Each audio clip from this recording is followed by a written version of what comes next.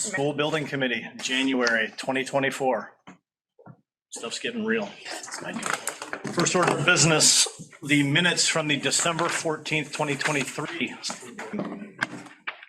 Oh, right. We have a motion to approve. Motion to approve the 12/14/2023 minutes. Is there a second? Seconded. Brian? Discussion, comment? Seeing none in the room or online, roll call vote. Mr. Smith? Yes. Down the, Oh, okay. right here. Bruce? Yes. Sorry. Yes, Beth? Greg? Yes. Pam? I'll abstain. I was absent. For absence, great. Kathy? Yes.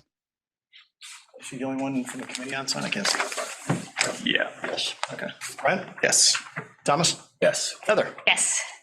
I am a yes. All right.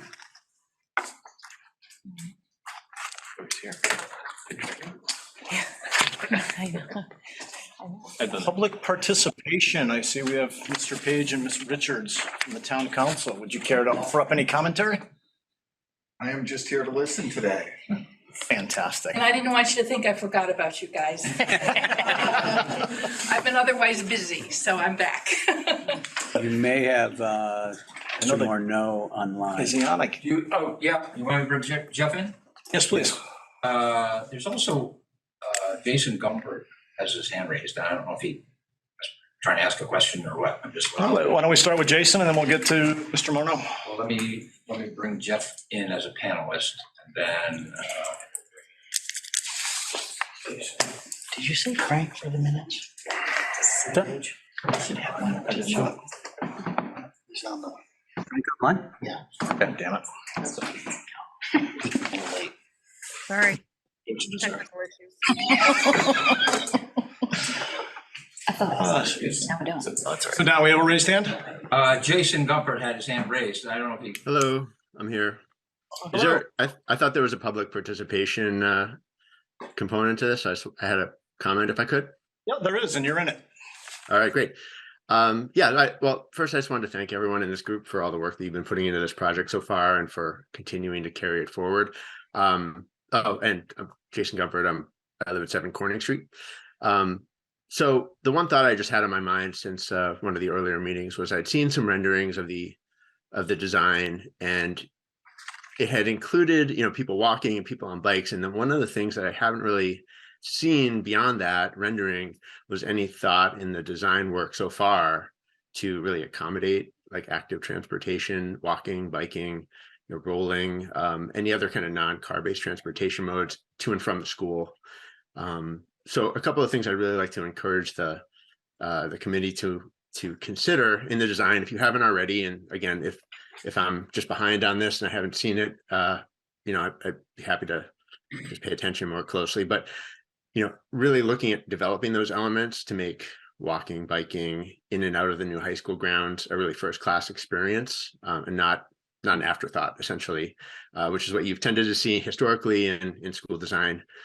So what I'm really thinking about, what I encourage the committee in the design process is, making wider and more comfortable kind of paths that minimize car interaction for people. I drive to the current high school regularly and into the center of town, and you see kids trying to get across streets and on narrow sidewalks. And I think really this is a chance to create something that's as wide as a real multi-use path, right?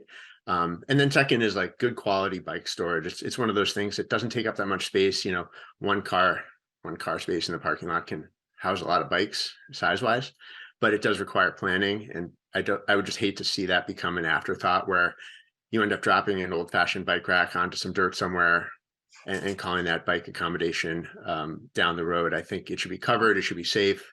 It should be, well designed, and it should be planned ahead. So that's really all I want to add. I hadn't seen much about that. If you wanted to point me toward anything else that's already been considered there, I'd love to see more. Just this project is important for the future of our town. I think that this kind of stuff really makes a statement about where the town is headed in terms of encouraging less car dependency, more freedom for the kids who want to travel around town safely. So that's it. Thanks. I appreciate the feedback. Dory, would you or your team like to speak to any of that, albeit Sure. preliminarily? Today is a great day to be here, Jason, so you can catch up on the site design, because we're going to spend a lot of time on that today.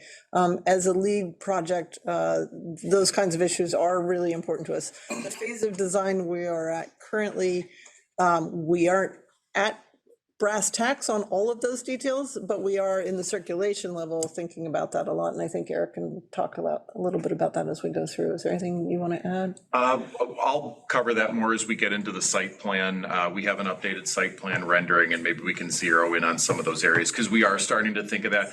We've sort of thought about it globally in terms of how we get people into the site. And now as we get into DD and construction documents, we'll start to kind of pick the places where that bike storage would be to make sure it fits in. But the comment is well-founded, and yes, we are considering that. Excellent. Jason, you picked the right day to attend. Great, thanks. Don, we have Mr. Morneau with us? We do. Sure, thank you. I guess I'm on, so appreciate it. My name's Jeff Morneau. I live on Orchard Road in East Long Meadow.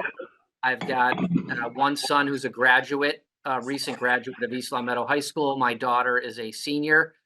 Both of my kids played sports at the high school. And the purpose of me joining today is to talk about, mention a couple of things. One is I had noticed early on, or in prior design plans, that at least at some point there was a consideration of putting pickleball courts in. And I guess more recently, as I've paid attention to the design plans, I don't see that as part of the plan. And I'm really wondering why that got removed, if it's still being considered, and if not, to really advocate for strong consideration for putting in pickleball courts for a number of reasons. One is that it seems very clear from the MIAA that it is highly likely to become a high school sport by the time that this construction is completed. I think it barely didn't pass a couple of years ago. It will probably be up again this year, 2024. And it's likely to pass, given that it's the fastest growing sport. The second part is that almost every other surrounding community, Wilbraham, Longmeadow, I mean, you could go all the way down the list around, has pickleball courts, dedicated pickleball courts, and East Longmeadow does not. I'm also the former tennis coach at the high school. I coached there for 4 years. And during that time, as pickleball came in, I know that, pickleball lines were drawn on the tennis courts. And it's really not appropriate for a high school sport to have pickleball lines cutting across the tennis courts. And when you only have these 6 courts, oftentimes there were many community members that were looking to play pickleball while girls' high school tennis or boys' high school tennis was taking part. Finally, the last point that I'd raise about the pickleball courts is that in terms of cost, it's one of those projects that community preservation dollars can be used for building those courts. And my understanding is that community preservation has lots and lots of money to build these courts. My gut or guesstimate would say to put in 6 pickleball courts costs somewhere around $200,000. And given the benefit to the community, the benefit to the kids that play high school, I would strongly ask the committee to at least reconsider or consider again the putting in some of the pickleball courts. I don't know if anybody has any comments on that. I have a couple of other things as well that I just would like to chat about. Let's take them one at a time. Eric, can you speak to that a little bit? Yes, right now the current site plan does include striping of 6 pickleball courts on, there's 2 bays of 3 tennis courts, kind of like what's out there now. So the southern bay, the plan is right now to stripe 6 pickleball courts. That's what's been discussed in the past.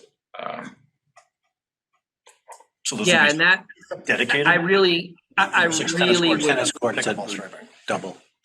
they're really they're really completely different. And I think if you walk out now to, if you walk out and you actually see what that looks like on the tennis courts, it's not not practical.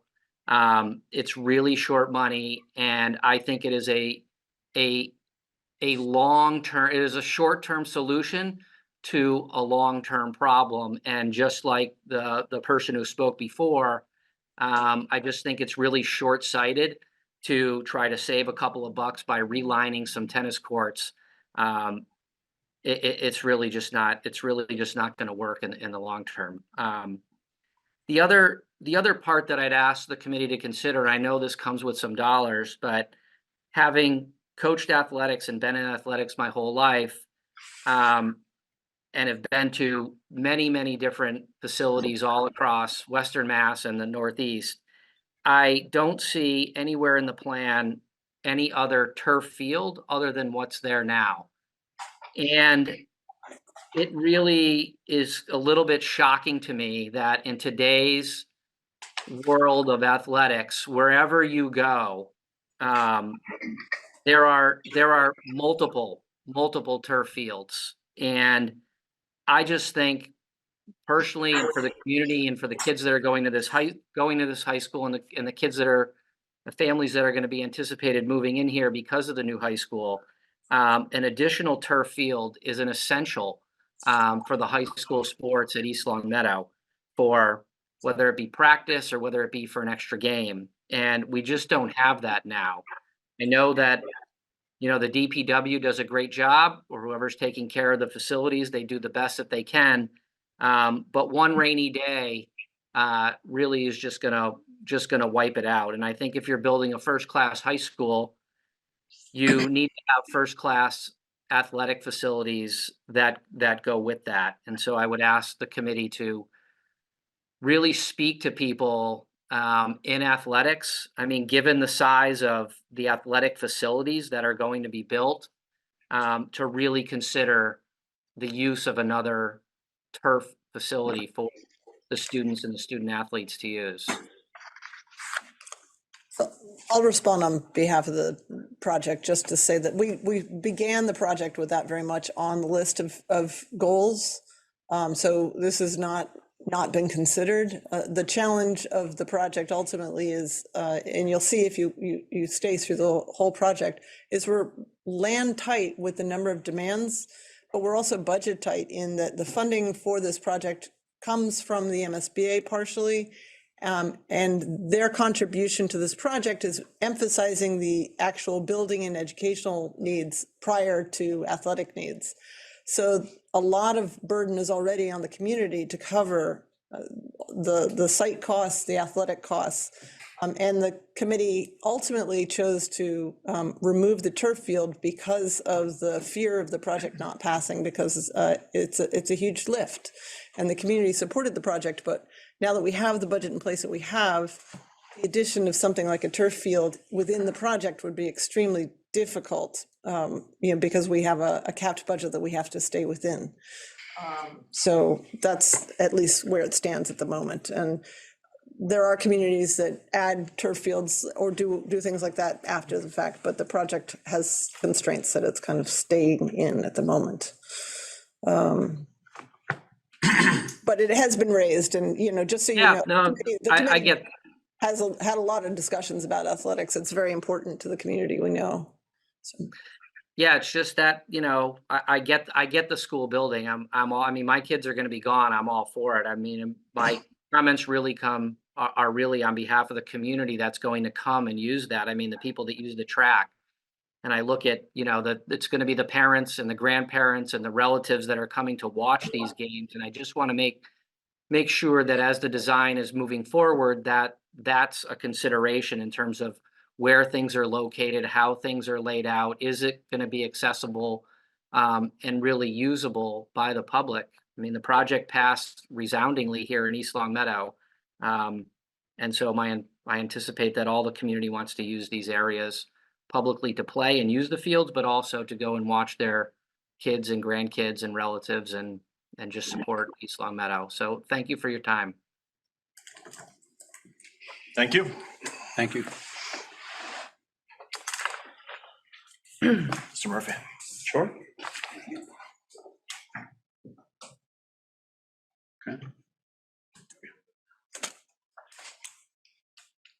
We did that.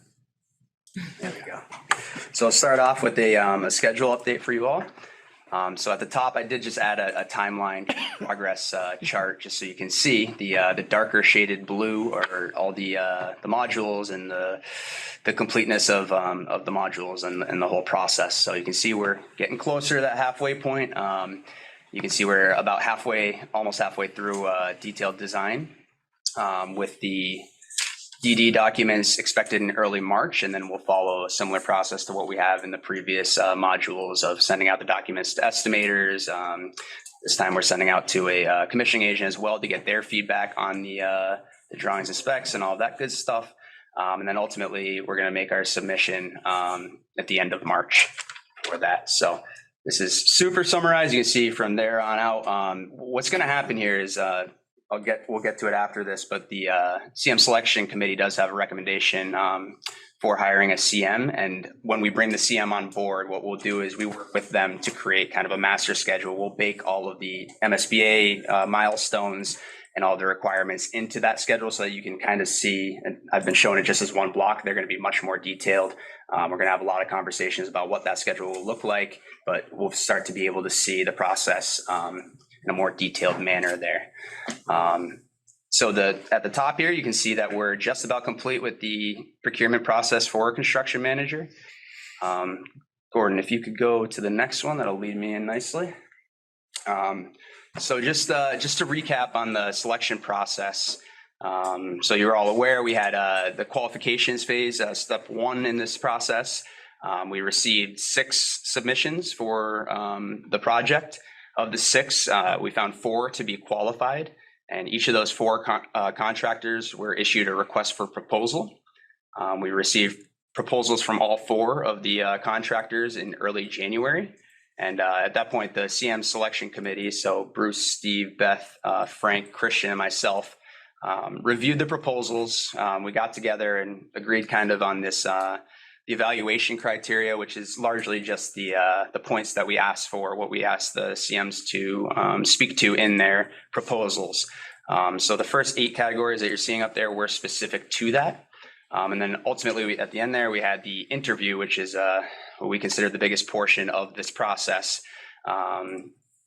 We held interviews last Friday, and that was an all-day affair, and heard a lot of impressive things and took the weekend to kind of sleep on it.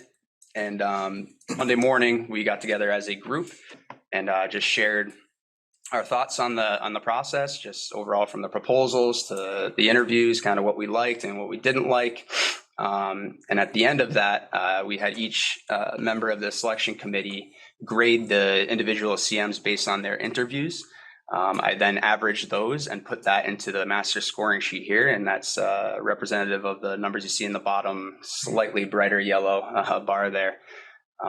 So I think the consensus, and I'll kick it off to the group after this, share their thoughts, but the consensus from the group when we sat down on Monday was we were very impressed by the firms.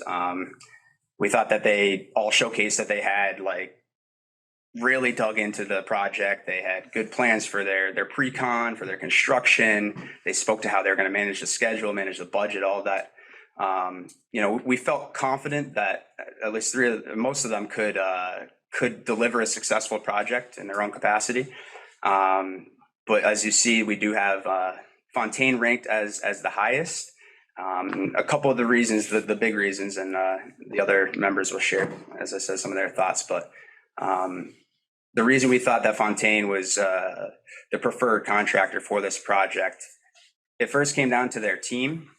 Their team is very experienced on 149A projects, high school. They've got tons of relevant experience. And as I said before, all the firms did have good experience.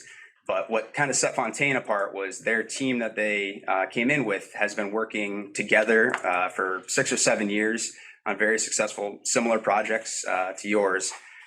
So bringing that in, we thought would be kind of a seamless transition. And then also beyond that, the team just kind of they connected with the group, with the committee. They showed that they not only understood the project from what the committee wants, they're definitely listening in on the meetings and everything, but they seem to have a real gauge on what was important to the community at large. They spoke to very specific things, the fireworks, all the events that are held on the campus here, and gave some unique and thoughtful ideas about how those things can continue to exist while we're building a massive high school. So just really thoughtful ideas all around in terms of community engagement. And yeah, those are the big things for me. Steve, did you want to? What do you think, Beth? No, I was. They were all impressive. They all came in with their own unique way of doing things. We all probably learned a little bit from all the presentations. But I do think that Fontaine just seemed to take it up. And even the project manager they've chosen has worked on schools locally, like, you know, and I just think that they seem like they're going to work well together. They really do. Mr. Page, any commentary? We lose Frank? Yeah, no, I'm still here. I'm sorry, my mistake. What do you got to say, Rob? So just to echo some of the stuff I think Beth and Ben were talking about, I like the fact that they were local. They definitely came across as very competent, just like the other firms. But there's a lot of things they spoke to because they're local that allowed them to set themselves apart from the other groups. What I also liked is there were members of that team who also had East Long Meadow roots, like Mark Hogan, who you know, he's invested in that project, not just because obviously it's his job, but also because this is his community. So it allowed us to have that extra confidence that we believe that things were going to be done well, you know. Excellent. Any questions, concerns anyone else on the committee or online might have about this process? Do the same signatories for this contract? Thank you. Sorry. All right. Ben, do we have a? I believe the next slide should have a motion here. I would like to make a motion that the East Long Meadow High School Building Committee votes to approve the CM Selection Committee's recommendation to hire Fontaine Brothers, Inc. as the construction manager for the East Long Meadow High School project. Second. Several to choose from. Any further discussion? Seeing none. Mr. Finney? Yes. Ms. Marzine Boucher? Yes. Mr. Thompson? Yes. Ms. Blair? Yes. Mr. Page? Excuse me, Mr. Frank Page? Twice in a row. Yes. Who is this guy? Yes. Yes. Who else is online, Bruce? Kathy and Danielle. Kathy Hill? Yes. Kim's in there too. Danielle and Kim. Kim Collins? Yes. And who else is on there? Daniela Labar. Danny Labar? Yes. Excellent. Mr. Quimby? Yes. Mr. Christensen? Yes. Ms. Brown? Yes. Mr. Smith? Now it's personal. That's why you do it, because you don't forget people. I think that's unanimous. Very much. I believe that carries. Passes. All right. Excellent. Dawn, could you go ahead and share my screen now? Yes. Okay. Thank you. Did you not? Are you logged in? I am logged in. Okay. It's been a stressful day. I apologize. No, worries. So we're going to try something. If it doesn't work, we're going to bail on it. Isn't that design in a nutshell? It's every day, right? So we thought it would be fun today to try and show you a little bit of the world that we're working in. So rather than just take stills or plan views, I'm going to give you an update on the architecture by flying around the model a little bit. Escape out of that. I do. Go into, You're not a panelist yet in Zoom. go into Zoom. Fine. Oh, I declined. Every time. Mining. She was in there. Yes. He's going to send you another invite. Make sure your speaker's off and muted.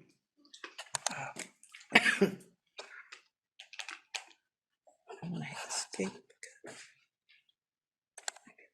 Okay. Nope. Already. Good thing it's not two-factor, right? Right? Gets me every time, that 2-factor. Keeping you safe. Protecting you from yourself. Sorry, it's my fault. I went to full screen and now I can't remember. Right again? Oh, really? Yes. Oh, boy. You're sitting in the same team? Yeah.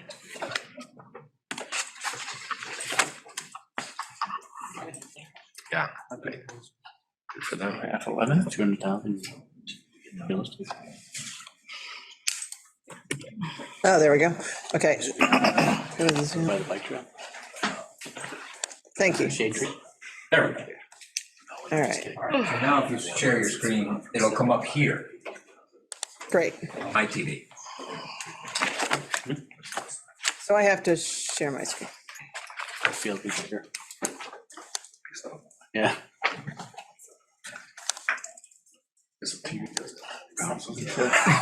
Why was I on there? Right. Oh, there we go. Right, I'm gonna not do, was doing. Okay, so I'm gonna leave a little bit of extra space for all those things at the top, just so I don't struggle again.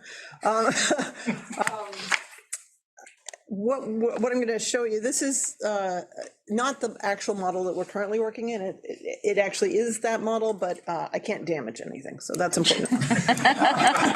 That's important. And what we've been working on lately is we have all these consultants, as you know, some of whom you've met, many of whom you never meet.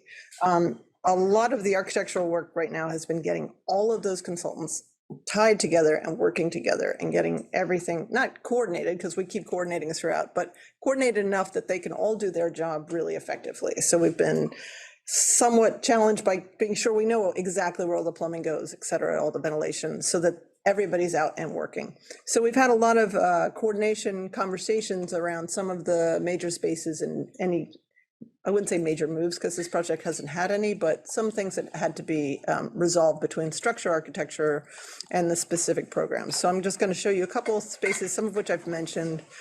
So over here is the auditorium that you can see, and it's, I think, easier for people sometimes to see it in 3D. So you can see it's a different space than you currently have, and we're placing that lighting control booth above, suspended over the auditorium seating, and have catwalks behind. And what we've been working on is coordinating the structure for this space and the exterior. So a lot of it is the interior exterior work together. And that gives you just a general sense of that geometry.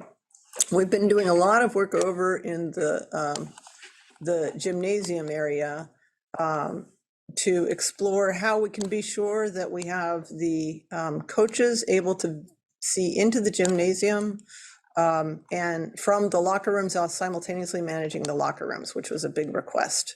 So we have this corridor, and you'll see when I pull down how this relates. I'm going to go zooming a little further down. That corridor leads into the locker rooms behind. So students go around to the locker rooms and then from the locker rooms into the gym. This is exactly a similar approach that was taken at North Middlesex, the school that we visited. Very same size gymnasium. We've also revised over here the roof. We had a slightly more complicated roof overhang. We got rid of it, and part of one of the things we discussed in the pool committee meeting is we've rotated the pool another 5 degrees counterclockwise in order to open up that access. The pool would be over here. And we've kind of clarified and simplified the alt PE room here, the weight room, storage, plumbing, trainer, and athletic director. So that gives you a sense of how that wing, which had been a bit of a struggle, has now kind of come together for us. I thought it might be helpful. We talked last week about the bathrooms. Those have now been laid out. So swinging around here. This is real time fun. So that large bathroom that we spoke about remains here between the auditorium and the gymnasium. This is the auditorium entry up there. Is that airport style, Dory? That is Airport airport style. style. Just kind of, but unique change, which I think will allow for a lot of flexibility so that we can use it from both the gym side and the auditorium side. Oh, Also Where are we looking? Yeah. help some of those. Yeah, let me go to the top and organize but it. have doors on them. We got any Dramamine? So this is, you're entering the front of the building here. This is the auditorium. This is the gymnasium, and that is the group bathrooms between. Gotcha. Swing it. Now, those were separately labeled, or are they going to be, okay, Those are, it's one. Men's side and a Yeah. women's side, and then gender neutral individual bathrooms on each side. yeah, at each end, so that accommodates that. But remember, we spoke about how where the students are located, more individual bathrooms. So over in the art wing, we have a similar, we have individual restrooms, one of which is ADA in scale. And then also in the classroom wings, we have these little clusters, essentially. Similar approach there. So you 6 in the cluster? 2, 3, 4, 5, 6 on that hall and fewer on the other hall, but it's a smaller hall. I'm going to just say one quick thing after we left. Is there going to be like, maybe the wall in front of that, like a mirror with like a shelf or something, so kids don't go into the bathroom to primp? They can just like, if there'd be a place somewhere where you put a little spot that they could, Or you're talking about, by the single bathrooms, the little, I don't know if you could do. this wall have Yeah, some, between two doors, if there's like a place where you could put a mirror with like a shelf. yeah, They don't have to go into a bathroom in order to look in a mirror.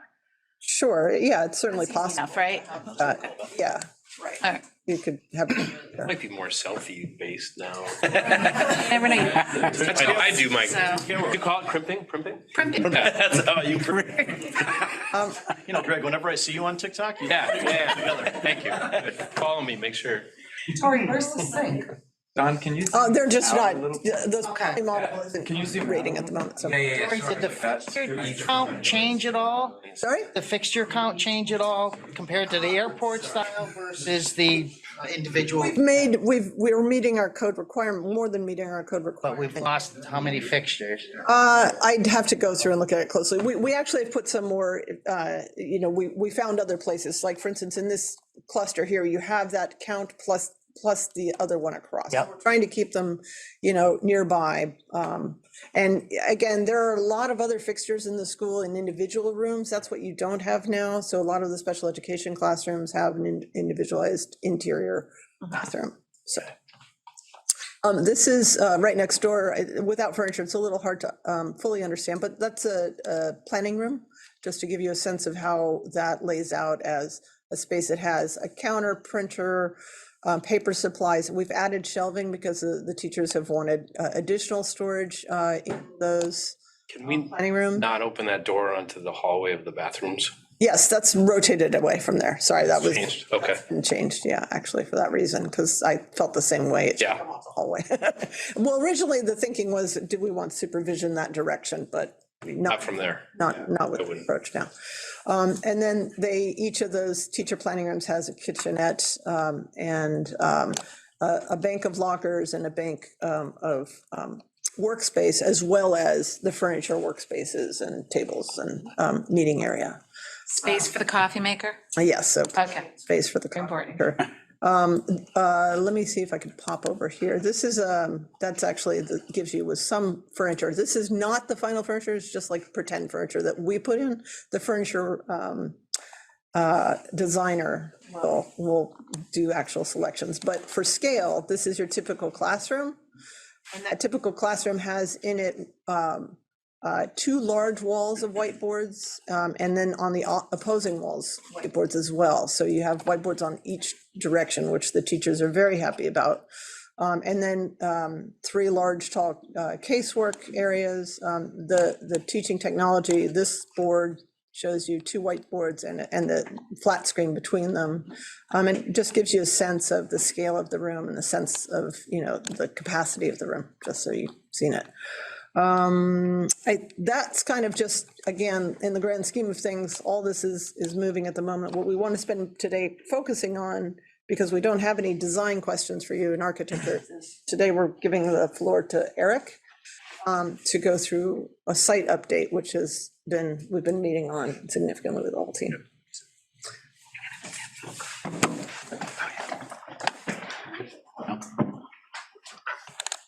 Yeah.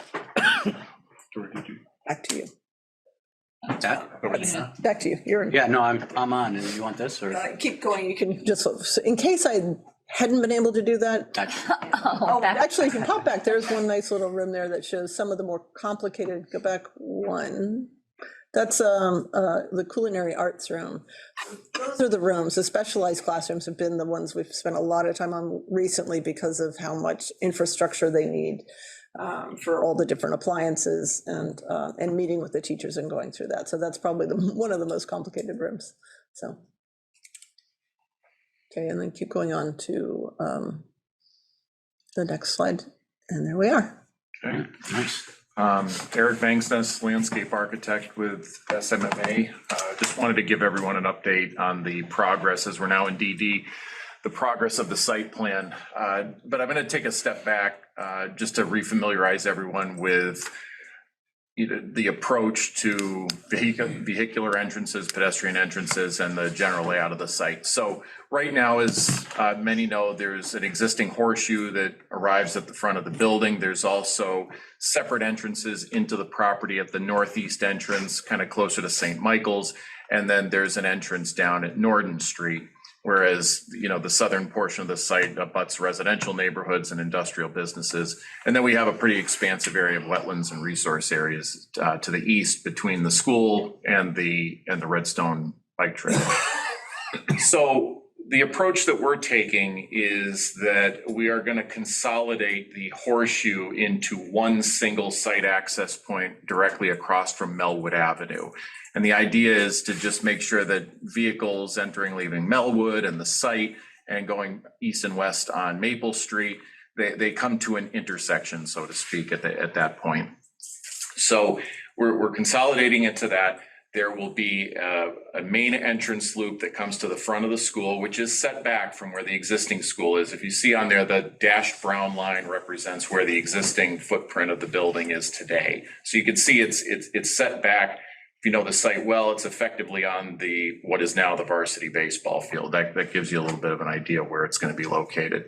So we'll bring an interior loop in. There was a strong desire to separate parking for students versus parking for staff, and then the district offices and LCAT. So the primary parking lot at that front entrance, it's a little over 100 spaces. That'll serve school staff.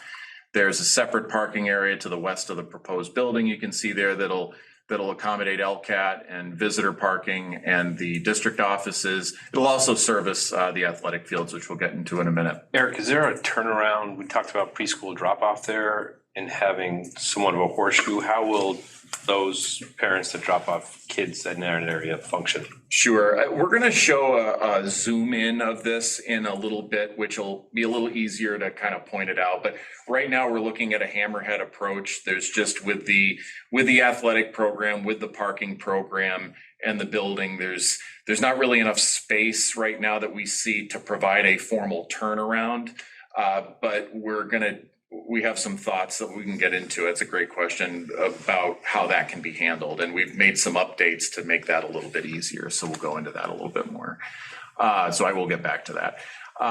The northeast entrance, the plan right now is to keep that curb cut, but to expand it, to provide a left in, left out, and an entrance drive to make those movements a little bit easier. So that's going to be maintained.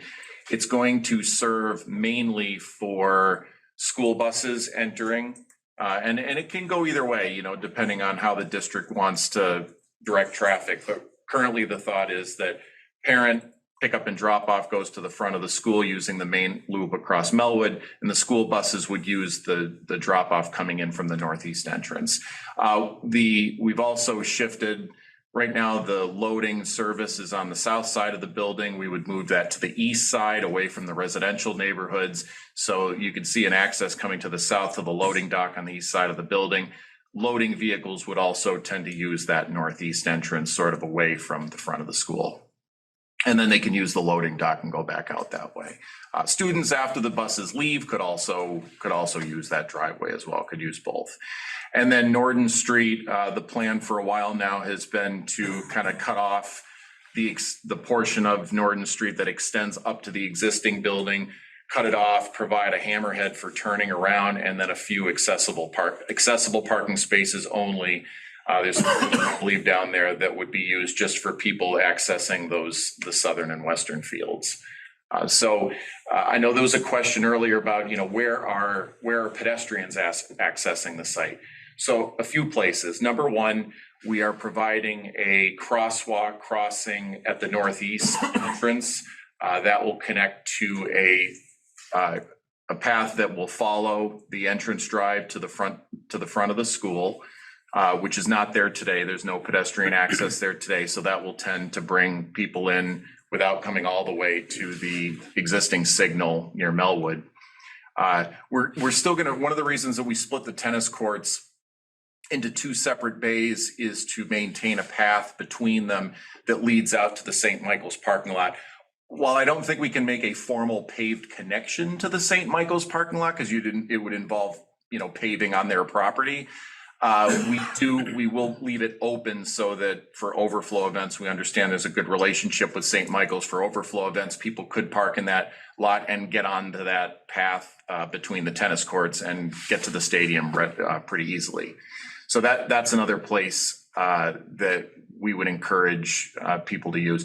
Now, one of the important things about there's no path right now going out to Maple Street from that northeast entrance, and there's no crosswalk. So for students heading east, we found they don't necessarily know exactly where to cross, and some use St. Michael's parking lot, some use Knollwood. There's a whole host of different places that they use. So hopefully this will provide a dedicated space for them to cross. There will be flashing beacons installed to identify the pedestrian crossings as well. We're working with our traffic engineers on that. As you move further to the west towards the main entrance to the site, there's going to be two pedestrian entrance points. So we have heard from our traffic engineer, they recommend that we keep the existing signal in place as it is, because there's a belief that students would not be likely to cross Melwood to then take that crossing on the west side of the proposed entrance drive, that they're going to want to cut through there. So we're going to place a crosswalk with the existing signal. Well, there's a crosswalk there, but we're going to refurbish it a bit. And then we're going to have a really nice pathway that, in a sense, you could almost considering it that east side of the horseshoe that you drive out of the site out right now, almost pretend kind of down the middle of that, there's going to be a pedestrian only path, and that's going to be separate from those vehicular areas. And, we're starting to think about, geez, does that become the new Spartan walkway of sorts, right? Because it's going to be wooded, it's going to be separate from the vehicles, and it's going to be a really main throat for pedestrians to enter the site from. We're still, it's design development, we're still kicking around ideas, but just want to let you know that that's some of the things that we're thinking about. So that signal stays. We have a pedestrian connection that will bring you right to the front of the building. You only have to cross one driveway, and that's just where the outlet of the main student parking lot is, but that's the only one. And it brings you to the front door. On the west side of Melwood, again, for people coming out of the neighborhoods, there will also be a crossing there. And again, that will be marked by flashing beacons, not a signal. I just want to make that clear, just the flashing beacons with the crosswalk, the school crossing signs. And that will also get you on a pathway that brings you alongside that entrance drive and brings you to the front door. So we have that. Now from Norden Street, even though we're dead ending Norden Street right now in the plan, we're going to have a path that gets people from the end of Norden Street, and you can see the path that follows the perimeter of those athletic fields. Now that path is there for a couple reasons. Number one, for pedestrians coming from points west, it's going to take you right to the front or the rear of the school, where there is a path going around the perimeter of the school. But it's also going to provide accessible access to the athletic fields, and that's a very important thing that we do in athletic field planning, is providing an accessible route to the fields, not necessarily circling the whole thing, but getting people to the fields. So I just wanted to bring that up because I know there was some questions before about how are we bringing pedestrians into the site. So those are some of the things that we've been looking at. In terms of, so this is going to, for those of you who have seen the plan previously at schematic design, a lot of it is going to look the same, but there have been some updates. We've had some great meetings within the last few weeks with various committee members and the athletic director, and looking at the programming on the site. And there were some, well-founded concerns with some of the layout aspects of the athletic fields that we wanted to look through. So we're going to get into it in a minute, but we've reshuffled the athletic fields a little bit to cure some of those, or to mitigate some of those issues. And we can get into some of the spaces around the building that we're also further developing. So that's sort of from 30,000 feet looking at the site, but now we can maybe zero in on some of the things that have changed. I don't know if anybody has some questions before we leave the overall site plan. I'm happy to answer. Yeah. So did you say the existing traffic signal is going to remain for just a pedestrian crossing? Well, it is just a pedestrian signal. It's not a traffic light per se. It's a pedestrian signal that turns red when pedestrians need to cross. And yes, the traffic engineers, when we spoke to them, they recommend it stay in place where it is, and to keep that pedestrian crossing where it is. Okay, it seems excessive for a crosswalk. All the way to the pink flowers. Yes. Especially for future cost and maintenance and upkeep, but okay. And it doesn't look the same. Yeah, Eric, I do have one question as well. That other access point through the east side of the parking, to relieve, you're having 2 lanes to exit that parking lot, student parking lot. Keep in mind this, and I know, Tom, you've been part of these conversations, you're gonna have 2 kids and 2 cars right at that entrance. One on the left-hand side is not gonna be able to see through that car to see oncoming traffic from the center. So it's a blind spot, and we've actually had to mitigate some of that concerns at the center of town, specifically on Maple Street, in order to obviously mitigate any traffic issues. So I'm just, because I was tardy and I'm wrong and I left, and I'm sorry, but I had to. So where the circle is coming out to, right here. So you're saying there won't be a light there? No. Is that something? They just walk down to the light? Should we have that? Should we? I guess that furthers my point is traffic would not even allow a traffic light to be installed at even that 4-way intersection now. And we're gonna have one at a pedestrian crossing. It's there now. I understand that it's there now, but if we're doing the work to fix it. Yeah. Why not put an $8,000 RFP in instead of an $80,000 traffic light? And however many times we have to replace it over the life of the school. It's more than that. Yeah. No, it's more than that, sure, but it's a very simple traffic light. Yes. Yeah. That's just the blinkers, the flashers? Yeah, just like, well, like every other, like the other, I assume you're doing RFPs at all the other pedestrian crossings, is that correct? At the other 2 that we're adding, the other 2 that we're adding. Those will be push button blinking lights, the other 2. Yeah. So change that so all. Tom's asking if why not that existing signal be changed to the same way and delete the signal, but you think, or the traffic engineer thinks there's value in maintaining it as it is. Yeah, I think the consensus was, and I don't want to speak fully for them, but the consensus was it's there today, it's been there, probably not something that would likely be feasible to install again today, just with modern technology and regulation, things like that. So it's, and the thought that it's there today, and it's expected that will still be a desirable crossing point for students that don't want to have to go all the way up past Melbourne to then, or Melwood to then come back down. The entrance to the west is sort of the same idea of students coming in from the west aren't going to want to have to walk all the way down to that signal to double back to the main door. What we have done though is the existing pedestrian crossing on the west side of the Horseshoe entrance drive, it's right at the top of the hill, and it's very difficult to see. So the idea is, nothing's perfect per se, but the idea is by moving that crossing further to the east a little bit towards towards Melwood, that you'll get a little bit more visibility, a little more reaction time coming up over the hill, so. They also allow for another, sort of like a pre-indicator. Like if you're coming off the Pike and Palmer, that one down around the corner, there's a light way up above that blinks when you hit that button. So sort of Warning. it warns you that you can't see the light, it's coming. Yeah.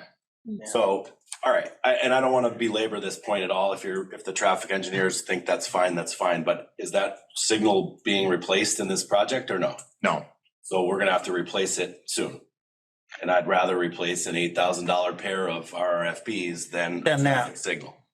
And my preference would be a whole new traffic signal at that location and have it timed based on school in and out. Yeah, we won't get the counts, but because it's existing, we might be able to relocate it. But there's not enough of a traffic demand. It's only a half hour twice a day, right? I think this warrants a concentrated topic meeting with the traffic engineer. And I Start just to wanna- Thank you. dive in.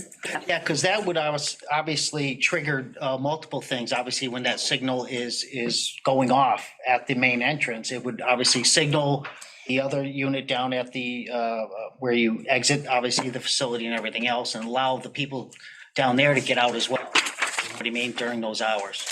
Yeah, because I was gonna kind of add to that, that crosswalk where the light is actually is when the people trying to go left, they pray a kid's gonna cross so that they can take the left, so it stops the traffic. Just kind of. Get out and press the button. Oh, Yeah, so, I just want to let you know that's something that happens. And one other thing, because I wasn't here and I wasn't listening, and I apologize. I work at West Springfield High School right now, and the traffic situation is not good, and it's a brand-new school. And parents picking up their children will not pay attention to the rules. So as they're thinking about this, anything that can be parent-proofed with that would be appreciated. They will double up cars, they will, do whatever they have to do. And feeling like for the resource officer or something like that, and I'm not sure how have a spot near the front of the school that could be a side, so they're not right in front of the school, but they have a place to park if they need to, might be helpful. So those are just. No, it's a great point. So one of the reasons that in working through this site plan, right now you have school buses that enter via the horseshoe, right? And then you have parents, students that typically enter from the northeast corner. And what we saw when we were out here observing is a lot of, number one, the passenger vehicles mix with the buses, and there's not a lot of control there. And then we see a lot of bottlenecking, and dangerously so bottlenecking at the northeast corner. So as we were working through this, we were sort of like, reverse it.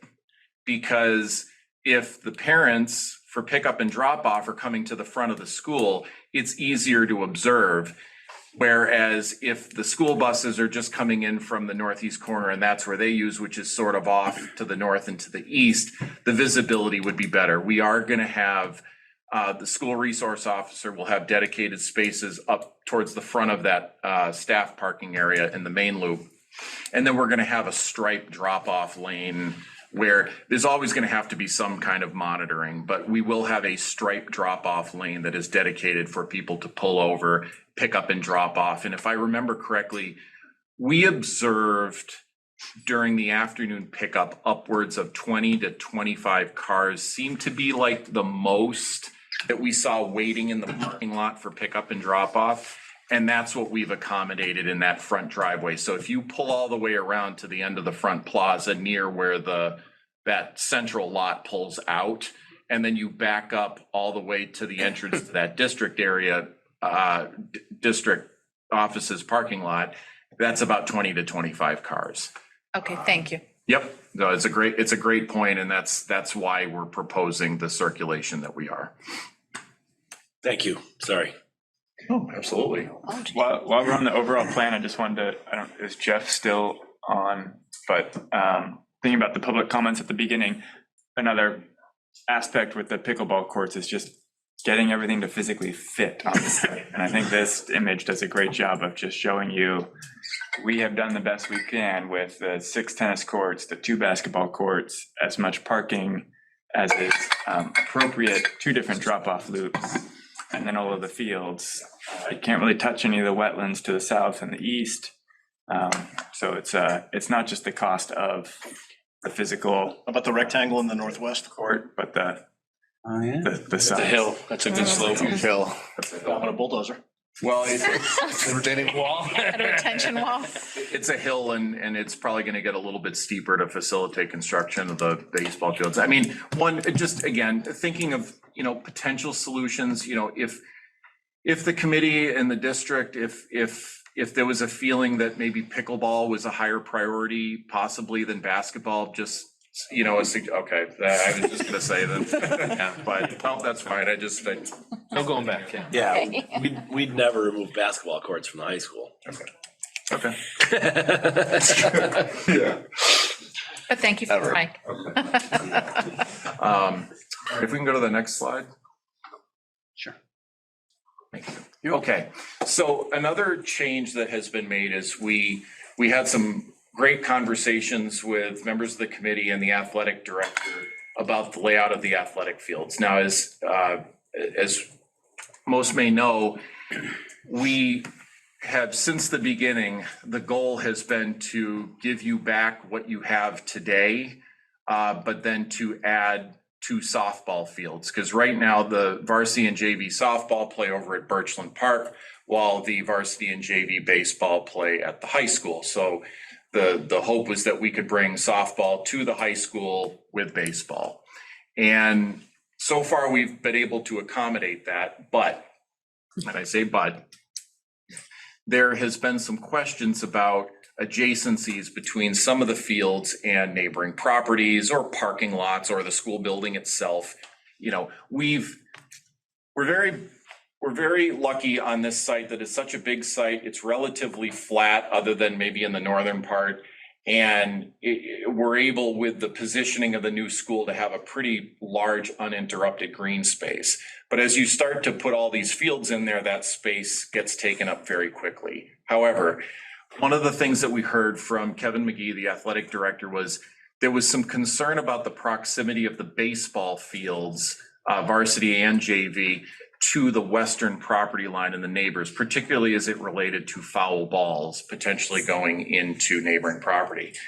So we took that to heart. It was a great comment, and we started to look at ways that we could reorganize things to maybe change that and make it a better situation. So we still have 3 rectangular fields down at the south end. That hasn't changed, but what we did change was that we moved the JV football field to just west of the building. The reason we did that is because it's narrower than the soccer lacrosse fields by about 20 feet or so. So by doing that, we were able to compress things a little bit more. What we did have to do, though, is that the practice field to the east of the lacrosse fields, that's going to shrink a little bit. It's just because of the space that we have. What it will be large enough to accommodate, though, is a javelin throw. So you can see a javelin throw sector in there. We wanted to make sure it was wide enough to accommodate that. So we shuffled those around. The other thing that we did was we ended up taking the baseball field and we mirrored it so that that home plate is more in the center of the space now. And what this will allow or prevent is this will prevent, the majority of the foul balls from going on to neighboring property. You can't rule out that there's not the potential of, Barry Bonds showing up and hitting a massive home run. I suppose that's possible. There are ways. We own a 6-foot height perimeter chain link fence around the varsity baseball field. So there are ways further help that. But what we now have is that we have about 350 feet from home plate to the property line, whereas before in the other configuration, home plate was about 75 feet from the property line. So that was a help. And now it's also more centrally located, which is kind of nice too, and it's closer to the parking. Unfortunately, we made every attempt in the world to sort of repeat the same thing with the JV baseball field, but it just wouldn't fit. But what we were able to do is rotate the JV baseball field and shift it further to the south and maintain more of that existing dense tree buffer along the west property line. And by doing that, now we have about 100 feet from the JV home plate, let's say, to the property line at the closest. And then it only gets to be more because of the way the the property line tends to flare out to the southwest, whereas the third base line will be going due south. So we've made some improvements there. But just, tennis, basketball, those are still located in the same place. For reference, we put a little throwing sector for the discus just to show no conflicts between that and the relocated practice lacrosse throwing wall. So and I guess the last change is that we're a little bit concerned about home run balls potentially conflicting with parked cars for the varsity softball field. So we ended up rotating that. And fitting it into that space a little bit more, as you can see there. So, it's not an ideal orientation for a baseball field, right? You're supposed to be facing northeast if you can, or facing northwest.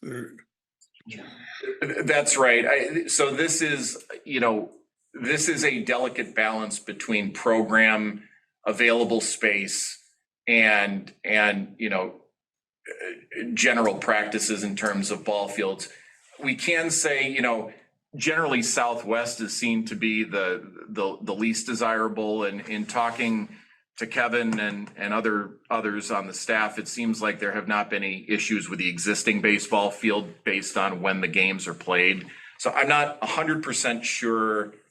I think typically that rule is based on sunset, and if the games are played directly after school, getting into the spring as the days getting longer, that may be a reason for it.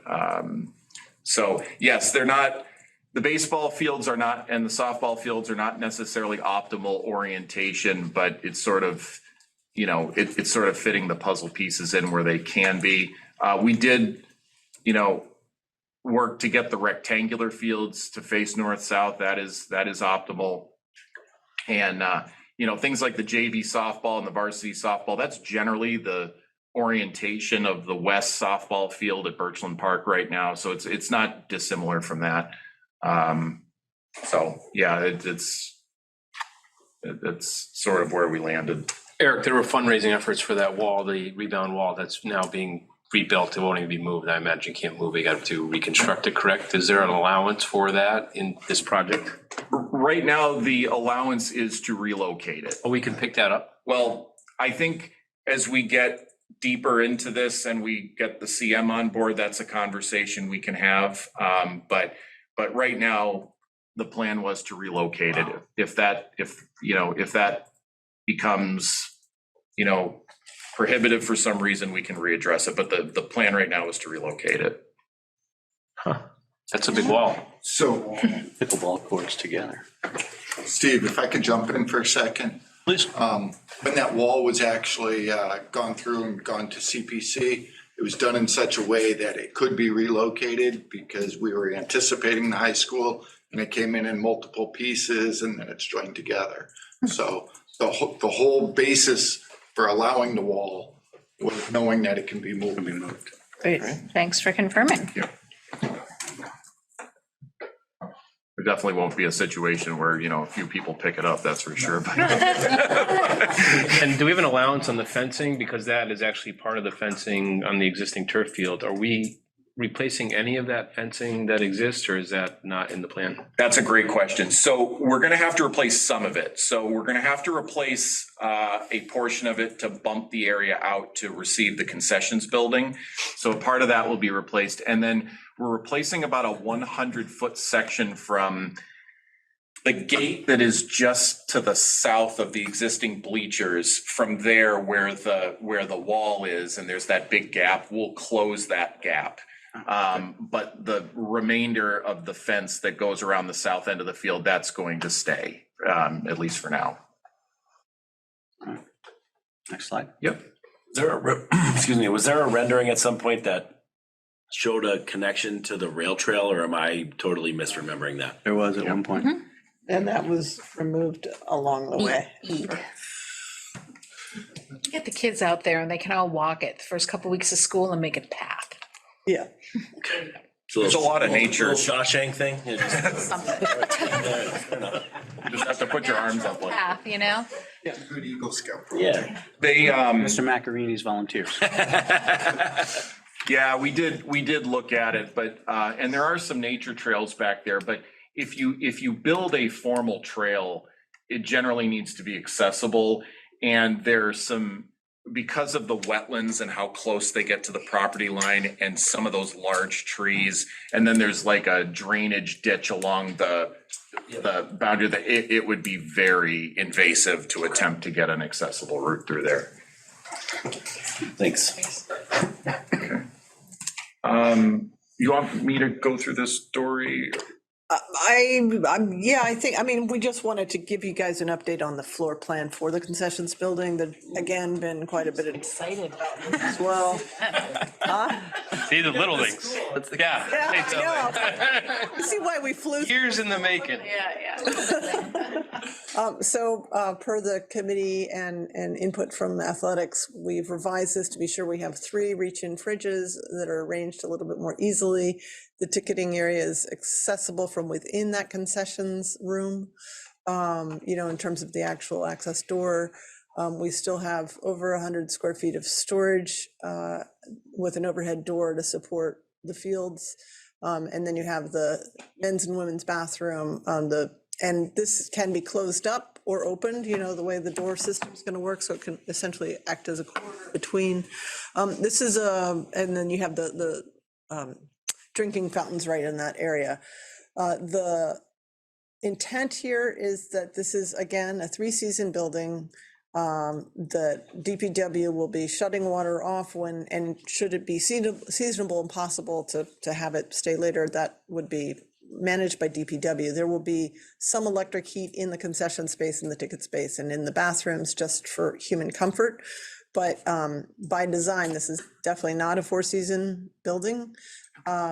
And that's was a decision that was made early on that we have to maintain because of the cost of doing it. That has been a source of discussion and sadness, but a reality for where we are. So, Are the heaters sufficient for freeze protection? Is that the idea? well, that's a concern. So, if you're completely unmonitoring and trying to get through the winter, then you would have a pipe burst problem if you were trying to. So it's not sufficient to maintain all of your plumbing through the winter. It's only enough to keep you comfortable. So when it gets to be a concern, as with other public outdoor facilities. It'll be October 1st or so. During obviously the fall season, you'll have a little bit of heat for the people occupying the building for ticket sales and things like that. But typically around October 1st or somewhere around there, we start winterizing everything. But we're gonna need this. How would you do that? Though. Yes, Yeah. Yes. Playing football through October. Well, How right, far- but we still winterize our existing concession stands before obviously the cold weather sets in as well. So these won't be open for Thanksgiving, that's what you were saying?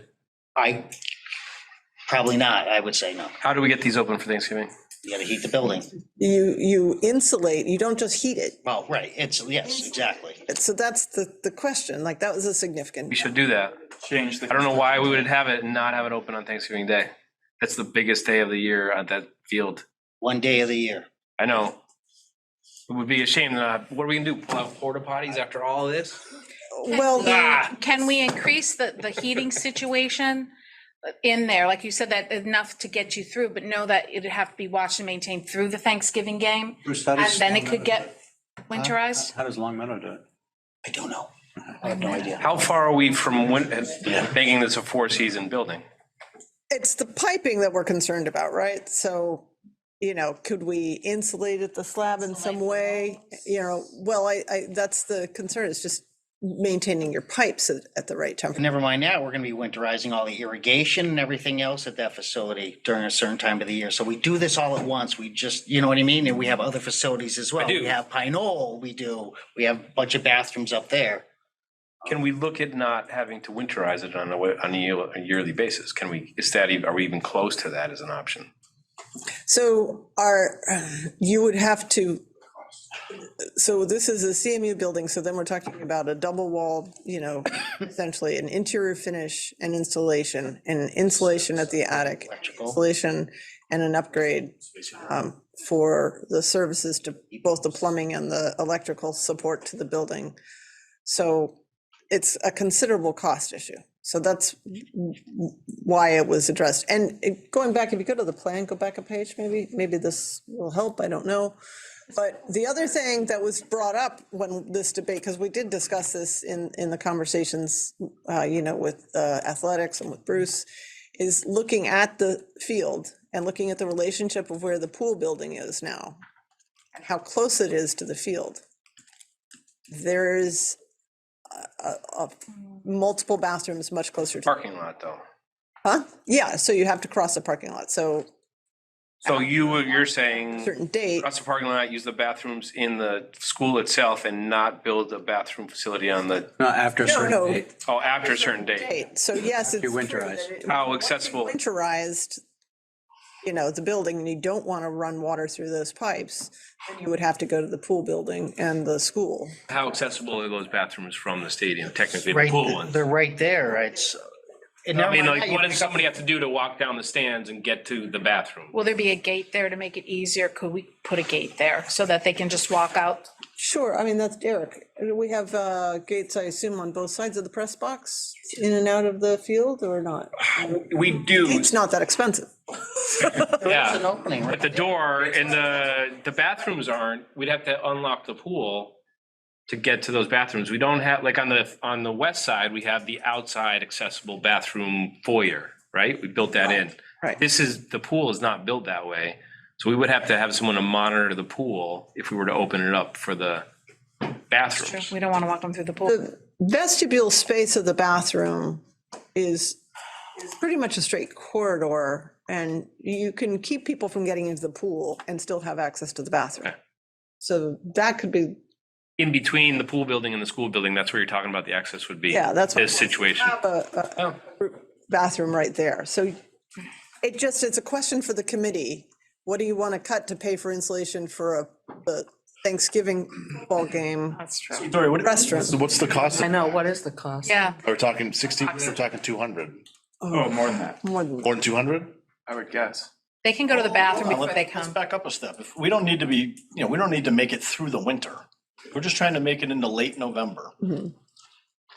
Don't we want to talk to our engineers and say, can't we oversize the space heater, do something to keep that thing at 45 degrees? well, that's what I'm saying, like, what we could look at is insulation at the foundation wall and and keeping heat there, or keeping the loss from that. I just really think insulating the entire building for this doesn't make sense, but I agree that adding, But, I mean, it might be a little bit of a loss leader, right? You're going to throw some energy away. right.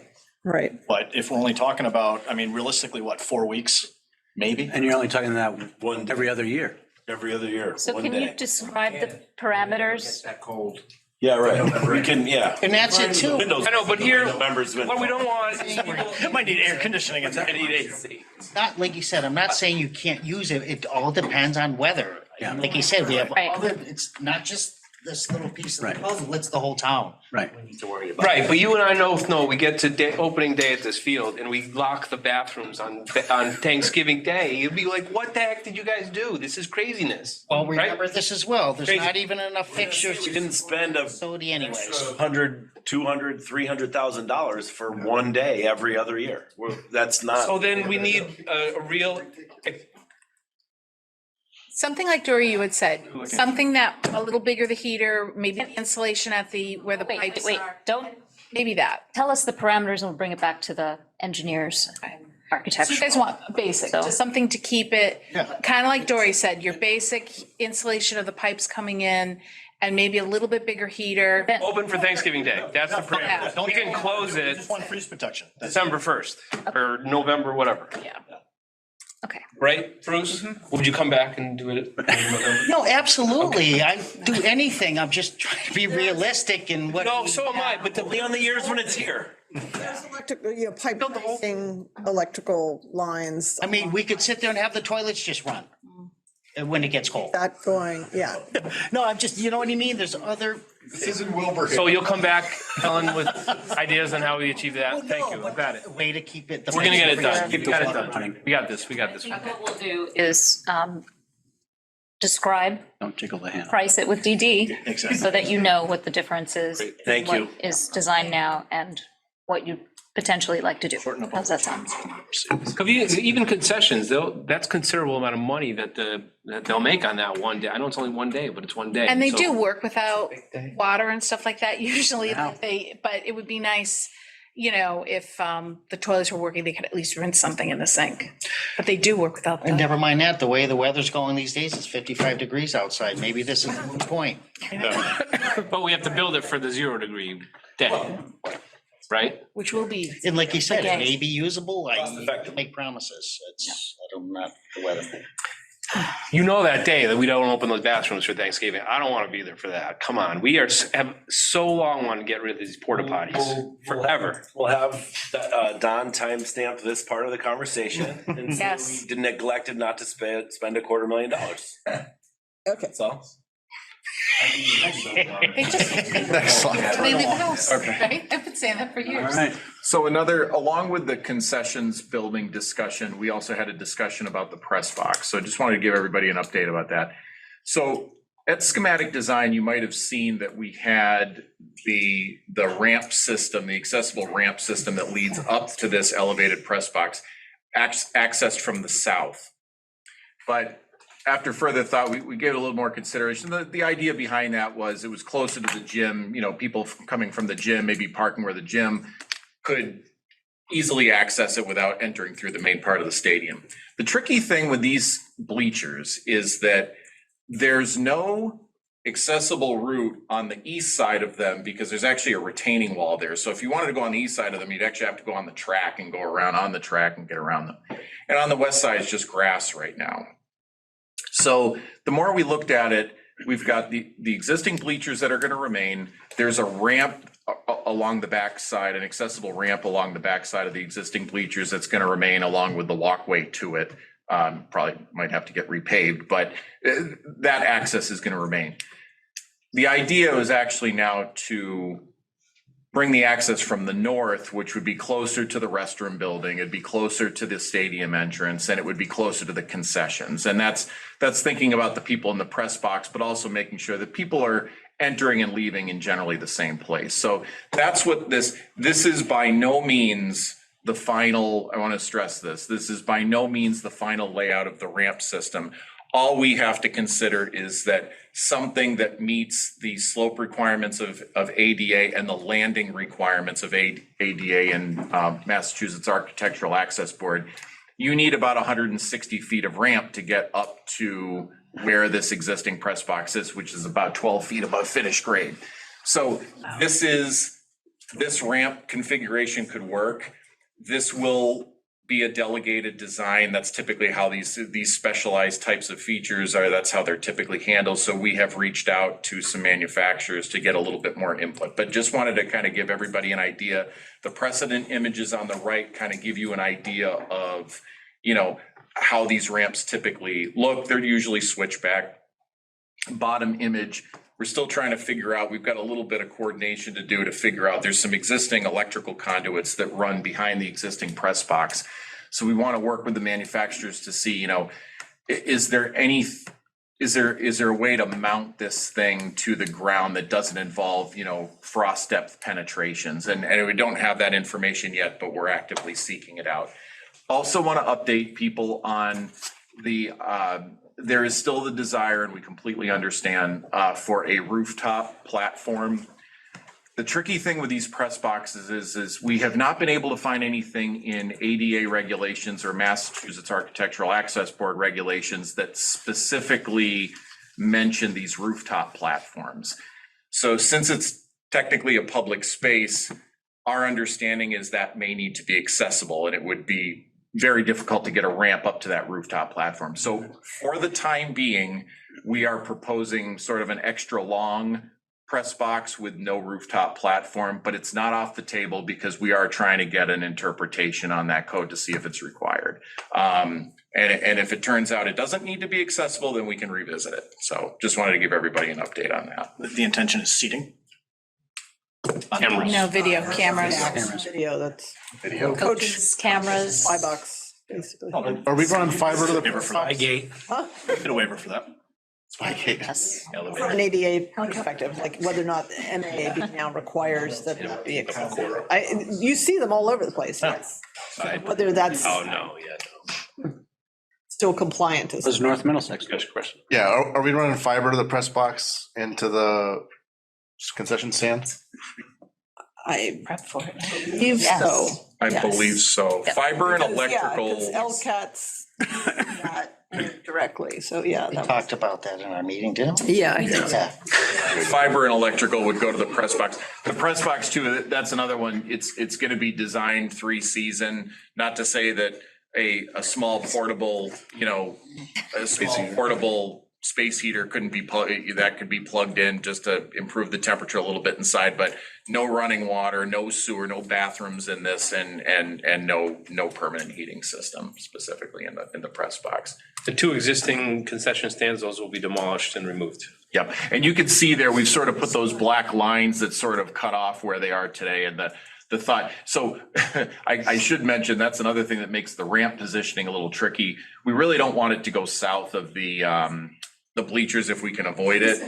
And we have to be careful because there's actually stadium lights, or there's a stadium light pole that's not too far north. It sits right in between those 2 concession stands. So we got to work around all those things to fit in a ramp here.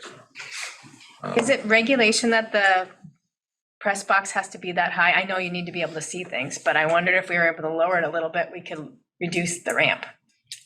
Well, see, maybe if you could do the space on top. It's on top of that stand. Predicating what's up That is, there. okay. Yeah, it has to be at least the height of Oh, yeah, that makes sense. the bleachers. And I don't believe you'd want to explore putting it on the east side of the field, because then I think you really would run into issues with glare, during sunset, since football is typically played later at night. So I don't think you'd want to explore it over 5 there. spectators in the press box. So, and typically 50-yard line makes the most sense just from a filming, and so. Okay, so now what we're gonna do is we're gonna zoom in a little bit more. So we have taken some steps to further develop the spaces, the pedestrian scale spaces around the building. So want to call everyone's attention to the front entrance plaza on the north side, the arts outdoor classrooms on the west side, the dining terrace and science outdoor classrooms on the south side. So just want to speak a little bit about this. So we went through multiple scenarios internally and had some discussions with committee members, and seemed to be a strong desire for these circular seating pockets that you might be able to see. So we'll start with the front entrance plaza, and you can see these circular half moon shaped seating pockets that will be provided along the length of the plaza.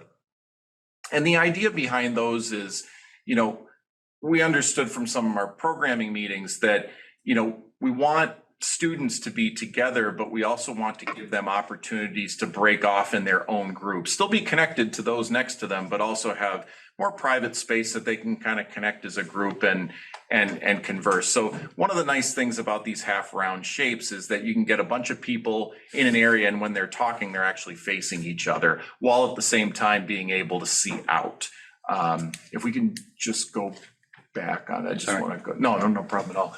So that was sort of the idea, is to have these seating pockets located along the front plaza that will, help for students waiting, to be picked up. And they'll continue on the front of the pool too for students waiting to get picked up from the bus. We also, the front plaza, there's a space between the parent drop off, pick up and drop off, and the school bus pick up and drop off. And what we were finding was that was a large expanse of pavement. We wanted to break that up a little bit. We don't want the whole front of the building to look like a paved entrance drive, right? So the idea was this sort of triangle, almost boomerang shape that you can see in there. We would like to put in, and the programming of it, we're still fine tuning, some thoughts, but the idea is to make that a green space and have these seating nooks, kind of eat into that green space. It provides a lot of opportunities. It provides an opportunity to break up, lose impervious surface. It provides an opportunity that we could plant trees and have opportunities for shade out there. And if you really look, it's sort of, when you combine it with the treatment that we're putting around the parent drop off and the school bus drop off, it starts to help kind of shape that room at your arrival too. So again, the programming is a little bit up in the air right now. We're still developing it, but just to give you an idea that we kind of want when you arrive either by school bus or by passenger vehicle, we don't want you to just see across into the next drop off. We want there to be a visual separation that is green. You know, we want to bring more green to the front of to the school. So we sort of take that motif and we continue it into the arts outdoor classroom, where we have this really nice, almost compress and release idea where when you come out of LGI and you're heading out to the west, this space just starts to open up. This is sort of reminiscent of some of the images you might have seen of the existing quarries in town, right? They have sort of, you know, they're narrow in one spot and then they open up into other spots. So this sort of likens back to that. And what we'll have is we'll have a couple of spaces in there, and this can be used for outdoor classrooms. It can be used for outdoor art display. And we're going to work a little bit more with the teachers to find out kind of the programming and some of the things they'd like to see, the physical elements out there. But just goes to show you sort of what we're thinking for space shapes. To the south on the dining terrace, you can see there's going to be a shade element on the building right now, but we also wanted to incorporate shade outside. So you can see on the south end, again, we kind of keep that half moon motif, if you will, and we'll show you some examples in a couple of minutes. But the idea is a product, you know, budget wise, we really have to consider a product that could be installed. But the idea is some kind of an overhead shade structure that could provide relief from the southern sun, combined with some tree plantings, some natural shade elements as well.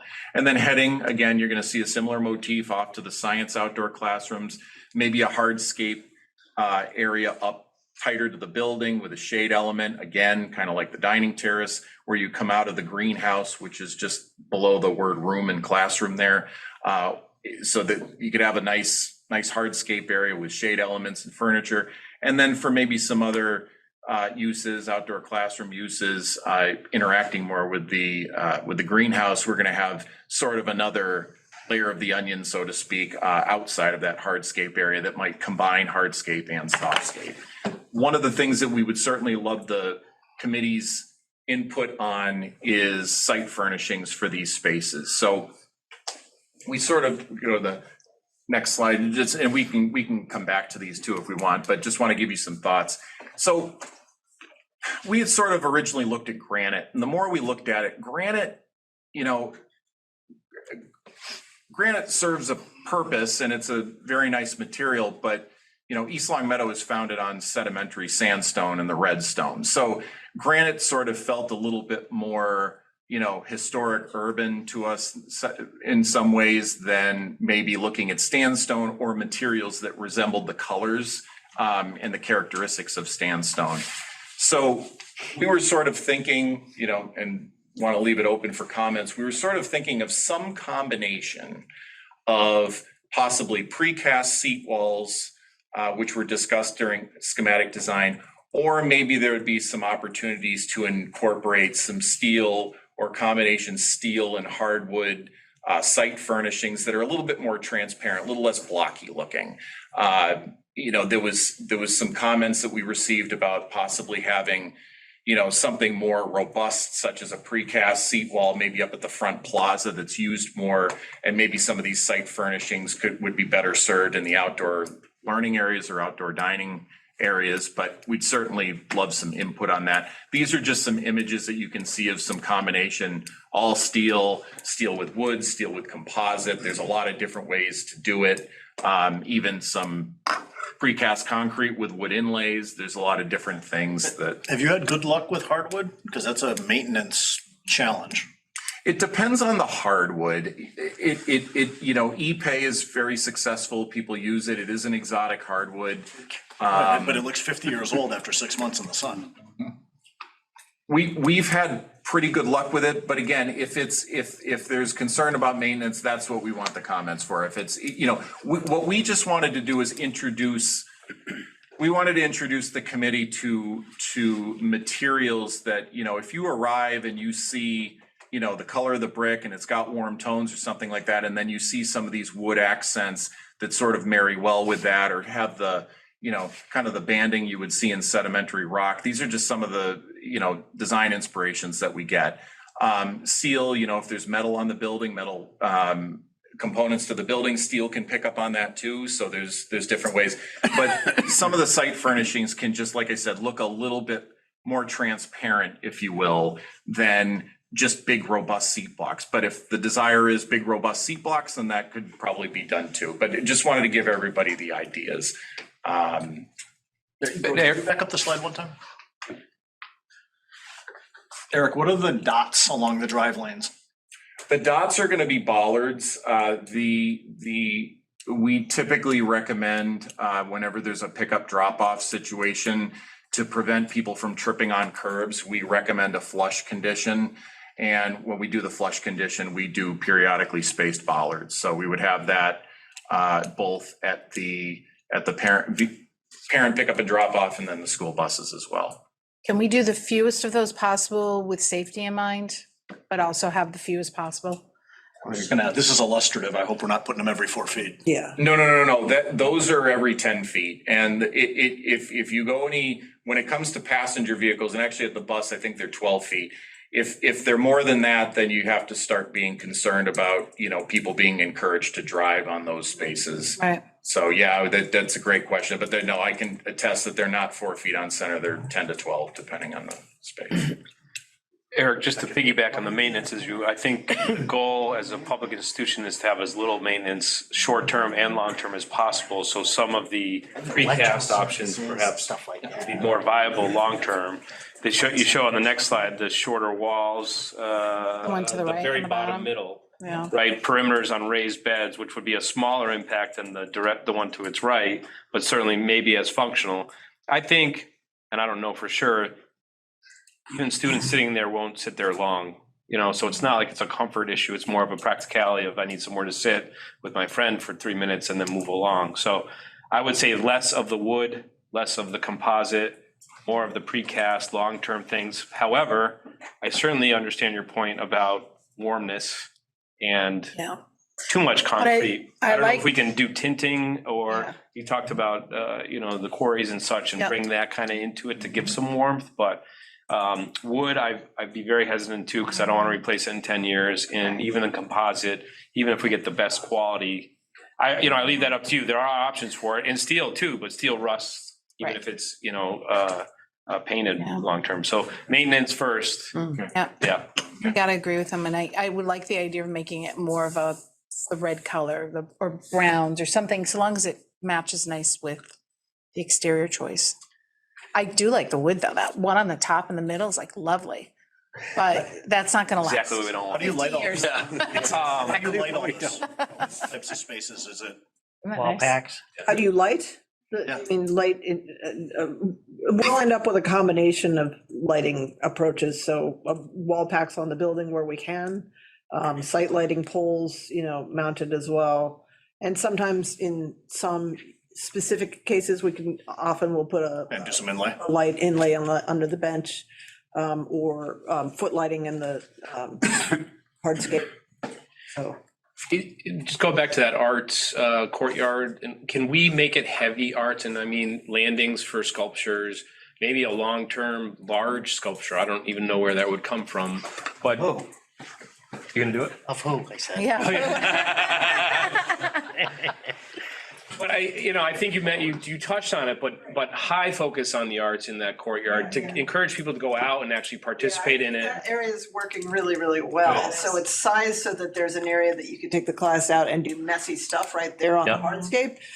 You have softscapes and just like low, greenscape around, not lawn. And then you have seating areas that are social. You can pull the whole class around, and you can infill in those. So there's room for long-term, kind of permanent. I like it. Trying to keep it, based on our conversation with the arts teachers, a place to actually go out and use, you know, and yet also you're looking out from the LGI, so we want to be sure it looks good when you're having community events in that space. I like it's near preschool too. I do. I think it's great. The little guys can, if they allow them out, you know, I mean, out of the jail cell, right, that they're in. But yeah, no, they will love that. They will. And they, one of the ideas that we had in that art space is, you can see that green circle there. It was actually an idea of maybe artificial turf in there, in that area as a place that, students could set up easels and things of that nature. Not artificial turf with the rubber. I want to make that clear. Not artificial turf with that sand rubber infill. That's a synthetic turf field, but it's more of like an artificial turf carpet. We've done them in playgrounds. It's been very successful. Looks really nice. It's green throughout the year. And like I said, if that was a place that you probably wouldn't want to do paint on it necessarily unless it was watercolors. But, if you could set up and do drawing, like you see people with easels out on the lawn doing drawings, it might be. The idea is that those spaces can be used for a lot of different things. So we want to be very careful not to over-program them, but we are, as we move forward, like I said, going to coordinate with the teachers, kind of get an idea of different types of display spaces that they would want, and different things of that nature. I think that to put turf in there would be dirty after year one, based on things falling from the trees above, and it would never be clean. So I would prefer a grass area because I like the concept, and maybe instead of the walkthrough being through it, turn that 90 degrees so it's not a natural walkthrough, but it's accessible from the sides, so kids can go sit in the grass, nice, and also it'd have to be accessible for mowers too. That'd be another. So a little bigger. If we have to replace it in 10 years, it's something that I think we're going to be leery of. Kind of like the sales that you guys had. I mean, those are cool. But if we have, well, I know that, but I'm saying it's a similar idea in that, unfortunately, if we've got to have a building budget that replaces it, I know we're sounding like we want like concrete world here. No, and we're asking a don't. lot. We want it to look soft and colorful, but not maintenance heavy, because we don't want to add staff to have to take care of all these additional things that we're adding, but we want it to be nice. I know it's a lot to add. No, Maybe that's an area with pavers that could be different or unique, possibly. And no, nobody on this committee should feel that way when we're looking at these things. You are the ones that are using this space. You are the ones that have to maintain this space. So there's ideas that come up, but they also have to be rooted in reality of what can be maintained and what's going to look good long term. So if wood's not going to look good here long term, then we got to consider that. So no, don't ever feel bad about or think that it's a lot to ask. This is why we're here. I do love the curves. Yeah, great. I do. I love the curves. I think it's I'm a curvy girl. I like that. Yeah. It softens it up. Without angles too, and I was for this model as well, is you don't have corners and stuff, so when like snow plowing operations, everything else, you'd have corners to bang into. That's the main reason why. Yeah. Yep. And then these are just some shade structures. Again, these are products, and they come in different, they can be radial, they can be rectangular, but this is just to give you some ideas of, some of the shade elements, if they're going to be incorporated in the outdoor spaces that we've looked at, possibly, steel post, galvanized post, something like that. Maybe some wood, just because that's oftentimes how they're constructed, but just so as an example, the one that we're most interested in is that one in the upper left-hand corner, which is just, it's a straight galvanized metal, very durable. It does have a, either cedar or black walnut or ipe type wood slatting to create that shade structure so that you're not doing all of that out of steel. But it's, it's going to weather, that's fine, but it creates that shade and reflects that curve. And that, again, is away from the school, so it kind of creates shade away while we have shade near, so that hopefully it addresses, It does, but it doesn't, because I know why you're doing it. You do not want to make the inside of the school dark. It's extra money to go put up that covered area, even though I feel like we've got enough windows to handle that. But if the kids, my thought process was they can physically sit under it if it rains or drizzles or snows, and they could, have their lunch, or they could hang out, if there's a rainstorm while they're at camp or something. And that was my thought process around that. But I do understand, I thought that maybe this would have happened earlier on when I had been mentioning it. And I do understand it's a huge expense to try to add that on to this now, but that was my thought. Whether it was over the science area or if it was over the dining area, something that maybe wouldn't. What's the depth of that cantilever now? We do have a cantilever over we the do. dining Yeah, room area. well, What I is know, that? but How like, deep even is if that? it's, I was saying even putting that Is that up like 12 5 feet? more feet, it would. Yeah, it's pretty, and that part hasn't been finalized. Right. So we wanted to kind of go through this because Okay. this we feel That was is a- beneficial already. Okay. Yeah.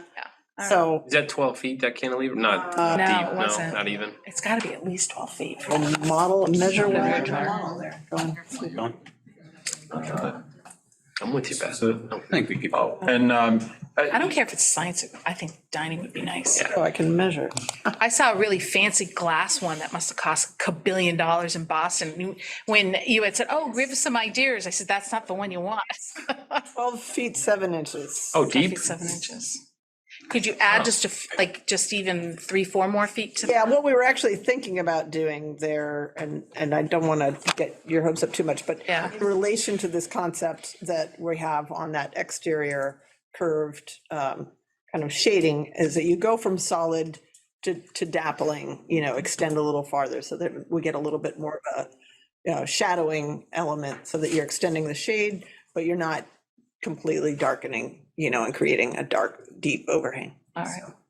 I liked the shade areas that you were, I think especially over the science, like if you could do something along those lines there, like one of these would be nice. Because as soon as they get out there, they're gonna complain. First of all, there's gonna be the bugs, which you can't control. And they're gonna complain that they're hot, or it's sunny, or it's this, or it's that. Every single time I go outside with Ken, I'm like, for the love of Pete, let's just enjoy the outdoors. So, whichever one of those that you feel there would have the most Right. longevity. You're hitting the final run Yes. here. Do we have? Utilities. You're losing people. Yeah, no, it's just last thing, just to kind of give people an update. So the water loop, keeping us on track. Yes.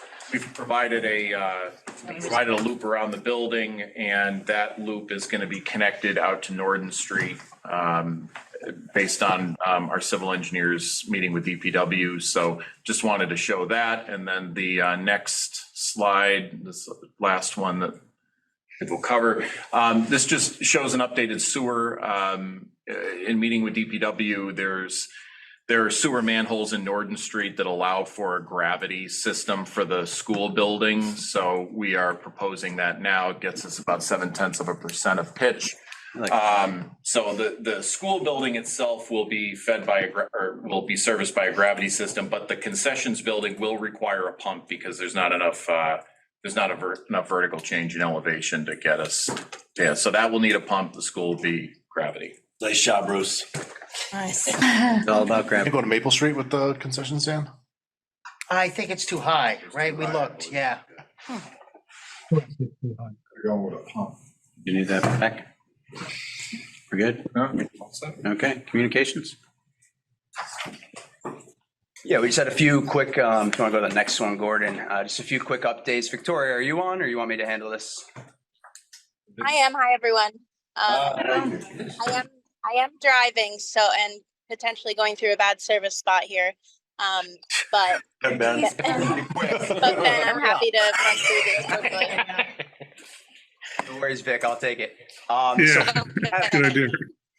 Oh my God. We have, obviously, we've hit a few milestones, lots of exciting things that have been done over the past few months. It's been a little bit since we've updated the community on what's going on. So we had some suggested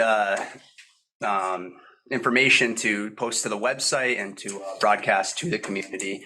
One of which would be the CM selection press release, so we can draft up something and work with the leadership team and this committee to finalize kind of how that looks. But a welcome and a little information about kind of the process that got us here, and then a little info about the incoming CM. Vic, did you have any specific updates to the project website? I know we'll probably work with the design team to see what we can post to there for updates, but. Right, if it doesn't. I was just planning to put it up She's gonna be tomorrow, schedule, and can you hear me okay? Not really. No worries, Vic. We'll rush through this. So, design development community forum in the spring. So it's been a while. Obviously, we had much more frequent community meetings getting up to the vote, and now we're hunkered down. But we do feel as though this spring would be a good time to update the community on what's taking place and kind of, get away a little bit more from the design and get into kind of how this is all going to play out. Construction wise over the next few years. So sharing the schedule and just overall process update, design, the intro again for CM, and just kind of get into logistics. We'll be having many conversations with the CM over the next few months. So by the time we want to have this meeting, we should be well underway with what that all looks like and be able to convey that to the public. And then Q&A. So we kind of, I guess, I don't know if we're proposing it, but, we don't know if the committee feels that a full presentation and public, forum like we've done in the past in the cafeteria, if that's appropriate, or kind of, I guess we're looking for feedback on what we think the best way to outreach to the community is. I was thinking that like a slide presentation, once we get Fontaine up and running, this was really kind of neat to see. And I think in fairness to the community, we can't just ask for their opinions while we're waiting for a vote, but that we probably should reach out to them. If we could do something along the lines of this and let people they can ask questions and stuff like that, get to know Fontaine a little bit. That's a thought. Because I thought this was nicely done. So kind of an update on. Yeah, if we had an update for the community, like a community forum, but let people be able to ask questions. Yeah, I agree. But There is no vote, yeah.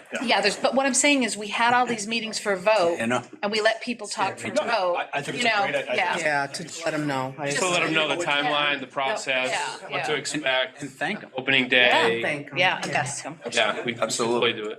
And then, like I've said in the past, traditionally, once you get further along past the vote, attendance kind of wanes a little bit. So definitely we'll share all of that with whoever's there in attendance, but then taking that information and also making sure, to package it all nicely for everyone. So are we thinking late March or April? Just curious where we are in terms of what spring means.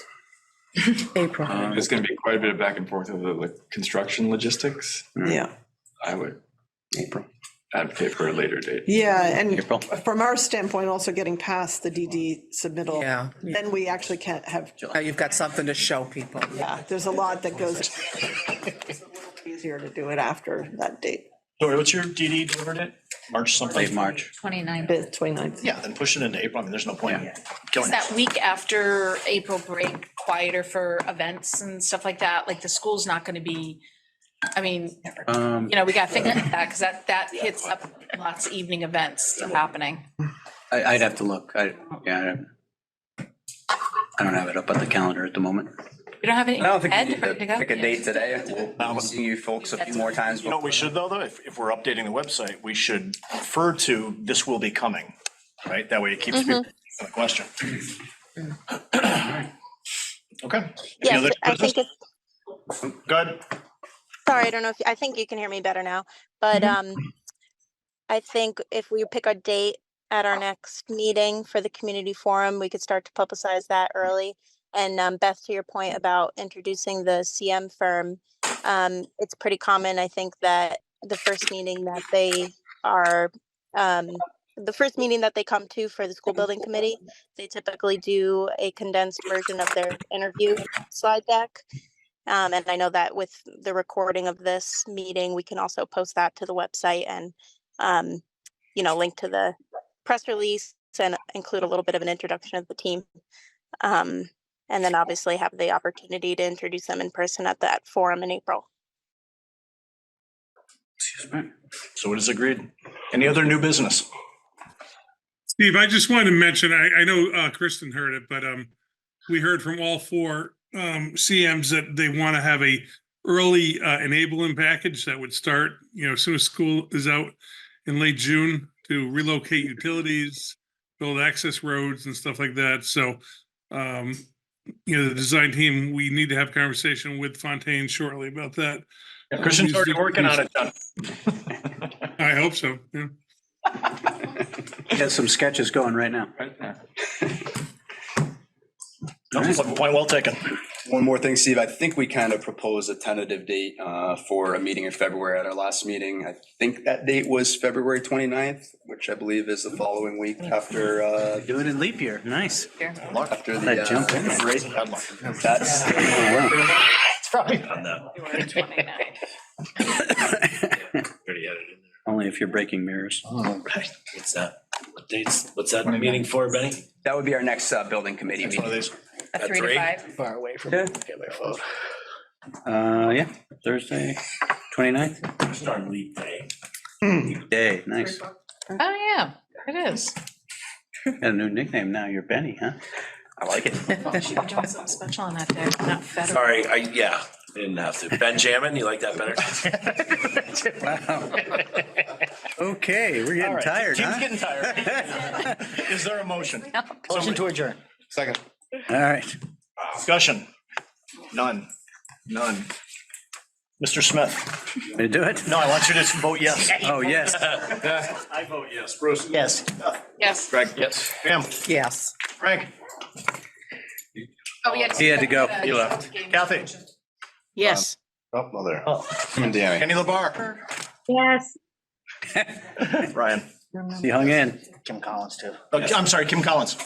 Yeah. MES. Yes. Thank you very much. We're adjourned, thank you. Okay.